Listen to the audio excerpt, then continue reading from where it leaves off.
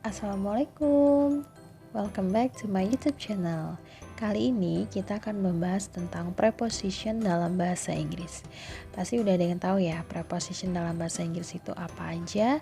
Pasti juga ada yang belum tahu nih, preposition dalam bahasa Inggris itu apa aja dan pengertiannya apa aja. Oke, tonton terus video ini sampai habis ya, karena akan aku bahas mengenai pengertian preposition, macam-macam preposition dan juga contohnya. Tapi sebelumnya jangan lupa di subscribe, like, and comment video aku ya. Terima kasih. Oke, sekarang kita ke pengertian preposition. What is preposition? Preposition atau kata depan adalah kata yang biasanya ditempatkan atau diletakkan sebelum noun. Kata benda atau pronoun kata ganti. Kata ganti ini menunjukkan hubungan antara kata benda atau kata ganti tersebut dengan kata-kata lain dalam kalimat. Bingung ya? Oke, kita lanjut deh. Nah, kita lanjut dulu ke macam-macam prepositionnya ya. Yang pertama itu ada preposition of place. Yang namanya place berarti tempat, berarti dia menunjukkan tempat. Oke, ada apa aja nih prepositionnya? Yang pertama ada in, on, at, to, from, beside, near, between, among, below, under, in front of, etc. Oke, kita lanjut ke contoh preposition of place. Ini yang aku ambil contohnya yang umum biasa digunakan oleh orang-orang dalam percakapan bahasa Inggris. Itu ada in, on, at, to, from. Kita ke in dulu ya. Contohnya adalah I live in Surakarta. Kalau on, she puts on pen on the table. At, I live at Raden Gunawan Street number 18. Nah, bedanya in dan at itu apa ya? Pasti kan banyak yang bingung ya. Bisa in Surakarta, apa at Surakarta? Nah, kalau dia in, gampangnya gini. Kalau dia in itu masih general, masih umum banget. In Surakarta, kita belum tahu nih Surakartanya itu di mana, di jalan apa, nomor berapa, kita belum tahu. Nah, kalau kita belum tahu sampai sedetail itu, makanya kita gunakan preposition in. Tapi kalau kita sudah tahu nama jalannya apa, kemudian nomornya berapa, itu baru kita gunakan preposition at. I live at Raden Gunawan Street number 18. Nah, itu udah jelas banget tuh nama jalannya apa, nomornya berapa. Kalau udah begitu kita pakainya yang at.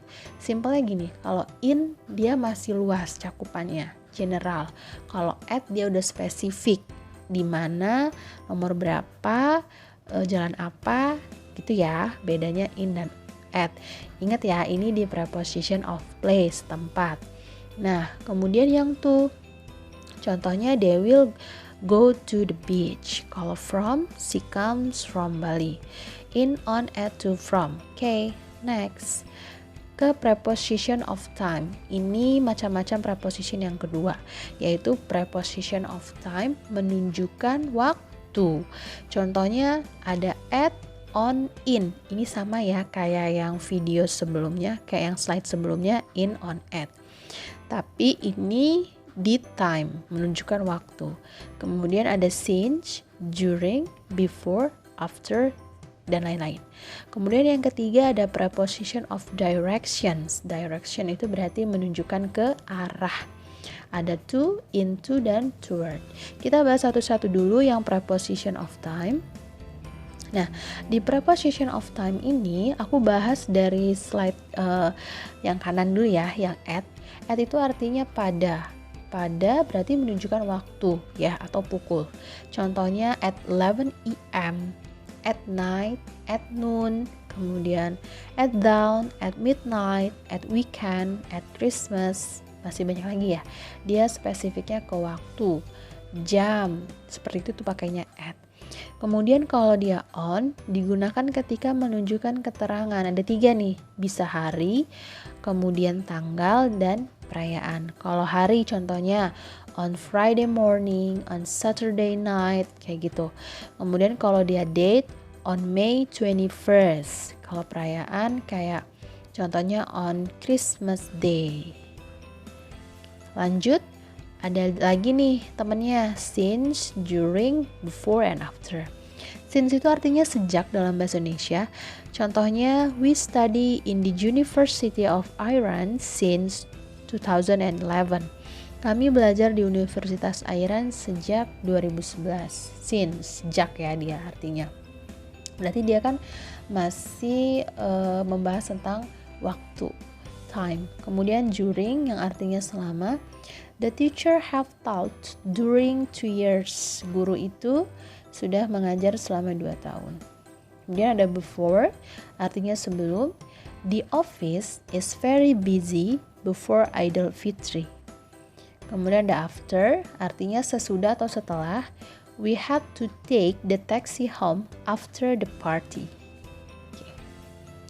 Lanjut nih, macam-macam preposition. Yang ketiga itu ada preposition of direction. Dia ada 3, to, into, dan toward. To itu artinya ke ya, menunjukkan ke arah.